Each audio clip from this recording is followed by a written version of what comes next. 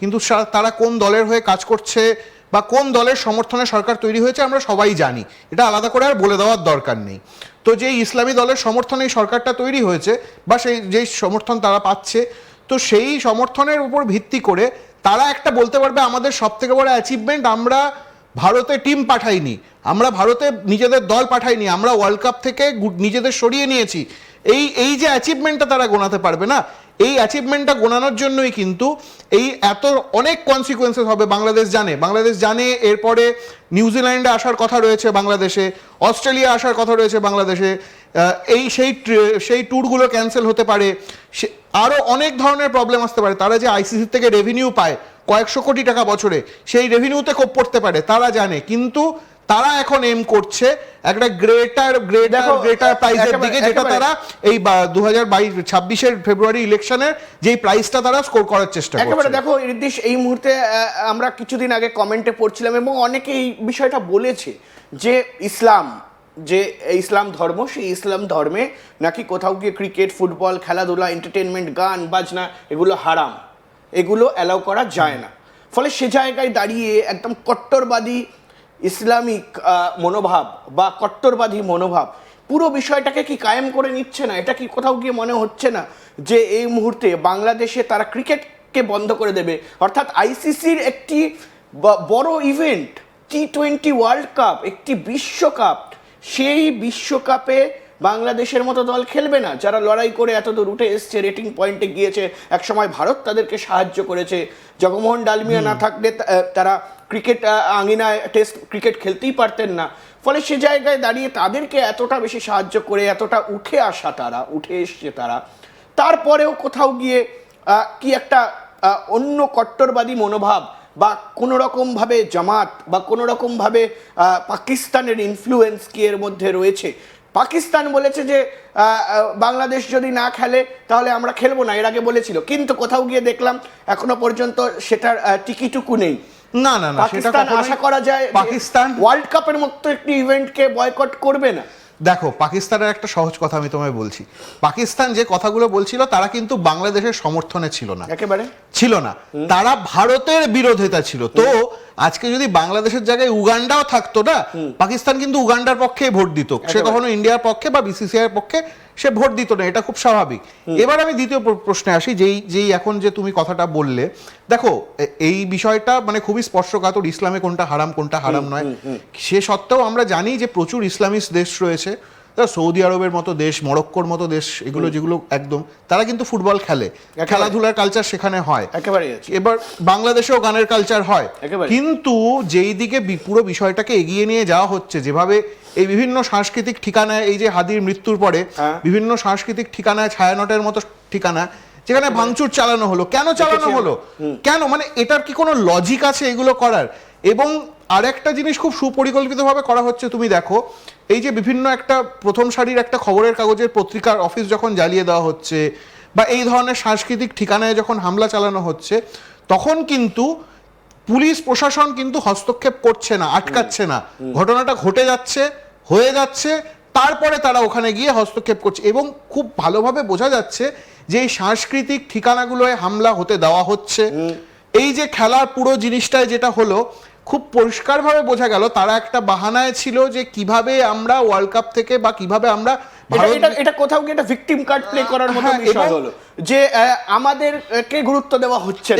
এবং আমার কি খারাপ লাগছে জানো তো অনির্বাণ, মানে আনফরচুনেটলি আমরা কার্ডটা ওদের হাতে তুলে দিলাম। এই যেভাবে বিসিসিআই মুস্তাফিজুর রহমানকে বাদ দেওয়ার পর যে পুরো সিনারিওটা ক্রিয়েট হলো, আমার কোথাও গিয়ে এখন মনে হচ্ছে ওরা জাস্ট একটা অপেক্ষায় বসেই ছিল যে আমাদের কিছু একটা অছিলে, কিছু একটা লাগবে, যেটা আমরা ভারত বিরোধিতা আরো তীব্র তুলবো, খেলা লাটে উঠুক, মাথায় উঠে যাবে। এটাও মনে রাখতে হবে যে আইপিএল একটি ডোমেস্টিক, এক্স্যাক্টলি, এটা কালকেই আমরা আলোচনা করছিলাম, প্রিমিয়ার লিগ গতকাল আমরা কথা বলছিলাম, সেরকম কিন্তু বিপিএল বাংলাদেশ প্রিমিয়ার লিগ সেটাও একটা একেবারে ডোমেস্টিক টুর্নামেন্ট, এবং সেটাকে গুরুত্ব সহকারে করা হয় কারণ সেখান থেকে যাতে আমাদের ইন্টারন্যাশনাল প্লেয়াররা উঠে আসে। শুধুমাত্র ইন্টারন্যাশনাল প্লেয়ারকে জায়গা দেওয়ার জন্য কিন্তু আইপিএল নয়, আইপিএলটা এমন একটা স্টেজ যেখান থেকে ভারতবর্ষের supply line, player supply line তৈরি হয়। ফলে সেখান থেকে বাদ যাওয়ার দরুন এই মুহূর্তে বাংলাদেশ বলবে যে ভারতবর্ষে সিকিউরিটি নেই, ভারতবর্ষে কোনো রকম নিরাপত্তা নেই, এটা খুব হাস্যকর। কারণ আমি দেখছিলাম কয়েকটা কমেন্ট আমি পড়ছিলাম একটু আগে, সেই কমেন্টে তারা বলছেন যে বিভিন্ন বিষয় বলছেন, নিরাপত্তা নেই, এই নেই, সেই নেই, এবং তার পাশাপাশি তারা বলছে বয়কট ইন্ডিয়া, হেন তেন বিভিন্ন বিষয়। কিন্তু কোথাও গিয়ে বারবার যে কথাটা বলি যে ভারতবর্ষের মাটিতে, কলকাতার মাটিতে, পশ্চিমবঙ্গের মাটিতে দিনের পর দিন বাংলাদেশ থেকে মানুষজন আসেন, তারা তাদের স্বার্থ চরিতার্থে শপিং করেন, ট্রিটমেন্ট করান, বিভিন্ন বিষয় করেন, করে তারা নিজেদের দেশে ফিরে যান, এবং এই বিষয়টা দিনের পর দিন আমরা দেখে আসছি।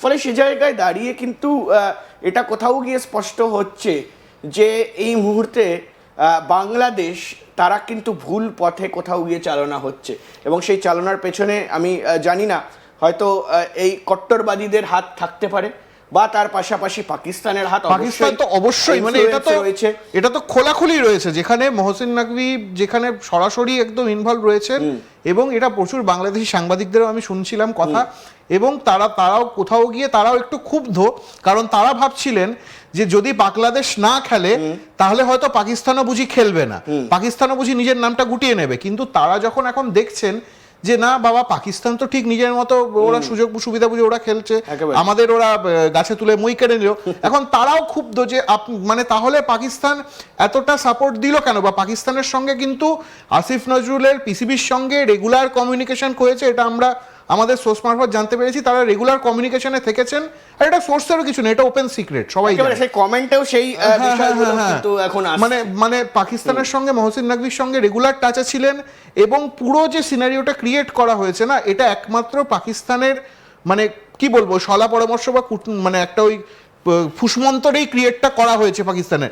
কিন্তু এটা হতে দেওয়া যায় না, এবং এটা হয় না, এবং সে কারণেই কিন্তু গতকাল ভোটাভুটি হয়। এক্স্যাক্টলি। এবং যদিও বা বাংলাদেশ বলেছে তারা ভোটাভুটি চাননি, তারা ভোটাভুটি, এবং তারা এখন অনেকে বলছে যে ইন্ডিয়া কিনে নিয়েছে সব ভোট। কিন্তু এটা কি করে এটা সম্ভব? এটা খুব আশ্চর্যকর কথা যে এই ভারত কিনে নিয়েছে, বা ভারত আইসিসি কে কিনে নিয়েছে। এটা খুব একেবারে মানে বলে না, দেওয়ালে পিঠ থেকে গেলে মানুষ মানে যা খুশি বলতে পারে, মানে আর কোনো এখন লজিক নেই, আর কোনো যুক্তি নেই বলার মতো, তাই জন্য এই কথাটা বলা হচ্ছে।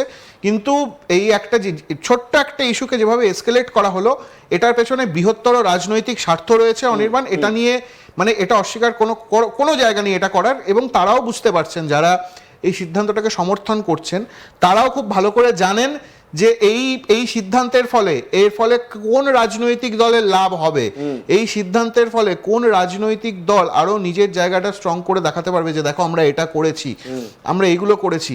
তো সেই জন্য খুব স্বাভাবিকভাবেই এটা মানে আসিফ মাহমুদ সজীব ভুঁইয়া, যিনি আগে ক্রীড়া